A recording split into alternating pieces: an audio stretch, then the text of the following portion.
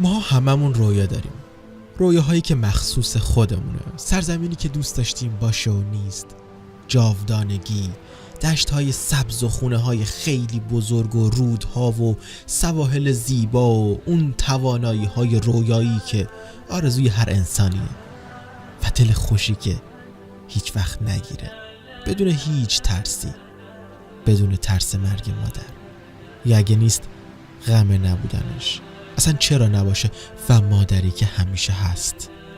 این همه شادی و شکوه که تصور میکنیم از دنیا بزرگتره. اصلا چرا چیزی که نیست رو باید تصور کرد؟ به نظرتون گوسفندها هم رویا دارن؟ علفهای خوشمزه تر، چه میدونم چراگاه های بزرگتر. اینکه رویا از واقعیت بزرگتره، اینکه ما روزهامونو تو دنیا هستیم زیر دمای 40 درجه و بوی دود و لباسی که از شدت گرما به بدن چسبیده و اون بدبختی که گدایی میکنه، اما تو دنیای درونمون امیدی است برای جایی بهتر. اینکه شادی هامون سقف نداره و مرغ رویا بدون هیچ قانونی تو دشتای سبز و رودهای زلال و تالار بزرگی کاخ طلایی میپره. اینکه ته ذهنت فکر میکنی که یه جای کار میلنگه.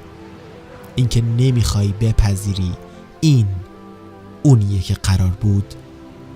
اینا بیتابی های روحه برای خونه ابدیت، همون خونه اولی. إن المتقين في جنات وعيون ادخلوها بسلام آمنين ونزعنا ما في صدورهم من غل إخوانا على سرر متقابلين لا يمسهم فيها نصب وما هم منها بمخرجين نبئ عبادي